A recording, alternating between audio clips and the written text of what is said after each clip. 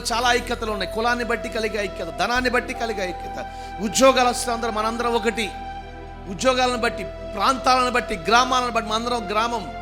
కానీ మనకు కలిగే ఐక్యత పరిశుద్ధాత్ముడి ద్వారా కలిగే ఐక్యత. హల్లెలూయా. ఆ ఆత్మ కలిగించు ఐక్యతలో కుల మత వర్ణ వర్గ ధనిక దరిద్రతని భేదం ఉండదు. అటువంటి ఐక్యతను కాపాడుకుంట యందు మీరు శ్రద్ధ వహించండి. ఆమేన్. బిగ్గరగా ఏం శ్రద్ధ? ఐక్యము కాపాడుకుంట యందు. ఒక అడుగు దగ్గర, ఒక సెంటు దగ్గర, గజం దగ్గర ఏవో గొడవలు ఉంటాయి. లేకుండా ఎందుకుంటాయి ఈ లోకంలో? నిజమేగా, ఈ లోకంలో వదిలేసేయండి వాటిని. ప్రభు పేరడు చెప్తున్నా. మీ సొమ్మేం పోయింది అంటారా మీరు? నా సొమ్మేం కాదు, ప్రభు సేవకుడిగా చెప్తున్నా. దేవుడు మీకు 100 ఇస్తాడు. ఐక్యతను కాపాడుకోండి, అది నేను చెప్తున్నాను. దేని కొరకు కాపాడుకోవాలి? ఒక గజాన్న, ఒక సెంటునా, ఒక అడుగు కోసమా పోరాటాలు లేనే లేదు. నువ్వు కాపాడుకోవాల్సింది ఐక్యతను. ఆ ఐక్యతలను నిలిచి ఉంటే వాగ్దానం నీ కోసం సిద్ధంగా ఉంది. 13 ఆశీర్వాదాలు. హల్లెలూయా. 13 దీవెనలు నీ కొరకు. 2వ కక్కు తాళం పెట్టే, ఒకటి సెట్ అయ్యింది. ఏంటది? భక్తి. 2వది ఏం సెట్ అవ్వాలి? కక్కు ఐక్యత. అది వెళ్ళి దాంట్లో కూర్చోవాలి. ఐక్యత అని ఉంటే అది తిరుగుతుంది. ఆమేన్. హల్లెలూయా. కాస్త బిగ్గరగా ఈరోజు ఈ వాక్యం ఉంటున్న మీ జీవితంలో నా ప్రభు అటువంటి కృపనిచ్చును గాక. చాలామంది కోరుకునేది ఏంటంటే, భార్యాభర్తల మధ్య ఐక్యత లేదండి, కాస్త ప్రార్థన చేయండి అని అడుగుతూ ఉంటారు. నా భర్తకి నాకు మధ్య ఐక్యత లేదండి, నా భార్యకు నాకు మధ్య ఐక్యత లేదండి, నా పిల్లలకి మధ్య నాకు ఐక్యత లేదండి అని అంటూ ఉంటారు. కానీ దానికోసం ఎంతవరకు ప్రయత్నం చేస్తున్నారు? మాట్లాడరేంటి? ఎంతవరకు మీరు ప్రయత్నం చేస్తున్నారు? ప్రయత్నం లేకుండానే ఆ కార్యం జరుగుతుందా? నీకు ఐక్యత కావాలని ఉంది. అది కావాలంటే ముందు ఒక అడుగును ముందుకు వెయ్యాలి. హల్లెలూయా.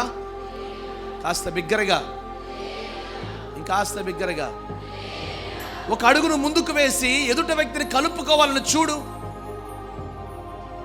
ఐక్యతను ప్రభువా, ఐక్యతను నా కుటుంబంతో ఐక్యత ఉండాలయ్యా అని ఎంత బలగొట్టి ప్రార్థన చేసినా నువ్వు దాన్ని ప్రయత్నం చేయకుండా అది రాదు. ముందు నీవు ఒక ప్రయత్నం చేయి. ఏ విషయంలో ఐక్యత పోతుందో దాన్ని సరి చేసుకుంటా చూడు. ఆలస్యంగా వస్తున్నావా ఇంటికి, దాని విషయంలో భార్య ఇదిగో నీతో గొడవ పడుతుందా, కాస్త ముందుకు రా. హల్లెలూయా. ఎప్పుడు చూసినా ఫోన్లు ముందు కూర్చుంటున్నావని గొడవ వేస్తుందా భార్య? ఫోన్లు పక్కన పెట్టి గడుపు, సమయాన్ని గడుపు, కుటుంబంతో సంతోషంతో పలకరించు, వాళ్ళ యోగక్షేమాలు తెలుసుకో. ఎక్కడ ఏం పోతుంది, నీ ఐక్యత పోయే పరిస్థితులు ఎక్కడ ఉన్నాయి, దాన్ని సరి చేసుకో.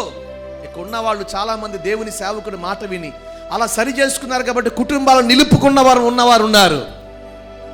కుటుంబం కంటే ఎక్కువ ఏది కాదు అని, ఏది విడిచిపెట్టాలన్నా విడిచిపెట్టి కుటుంబాలని ఐక్యతలో నిలుపుకుని వెళుతున్నారు. కాబట్టే ప్రభు వాళ్ళని ఆశీర్వదిస్తున్నాడు. ప్రియమైన దేవుని ప్రజలారా, ఆశీర్వాదం అనేది ముందు కుటుంబంలో ప్రారంభించబడాలి. ఈ సంవత్సరం ఆ ఆశీర్వాదం మన కుటుంబాల్లో మనం చూడాలి. అలా చూడాలంటే ముందు దేవుని లేఖనం సెలవిస్తా ఉంది. ఇదిగో నీవు ఒక సఖ్యతకు రండి, ఐక్యతలోనికి రండి, ఐక్యతలో నిలిచి ఉండండి, నా ప్రభు ఆశీర్వాదం మీకు కలుగుతుంది. దేవుని లేఖనం ఒకటి, ఐక్యతను కాపాడుకోండి. ఐక్యత లేని చోట దేవుని ఆశీర్వాదం ఉండదు. అందుకనే 133:1 రాయబడి, సహోదరులు ఐక్యత కలిగి ఉండుట ఎంత మేలు, ఎంత మనోహరం. అక్కడే ఆశీర్వాదం ఉంటుంది. కాబట్టి ఈరోజు దేవుని ఆశీర్వాదం నిమిత్తం నీ జీవితంలో నువ్వు ఐక్యతను కాపాడుకునేలకైతే, ఐక్యత కొరకు శ్రద్ధ కలిగి ఈ సంవత్సరం అంతా దాని విషయమై శ్రద్ధ కలిగి ఉందుమగాక. ఆమేన్. హల్లెలూయా.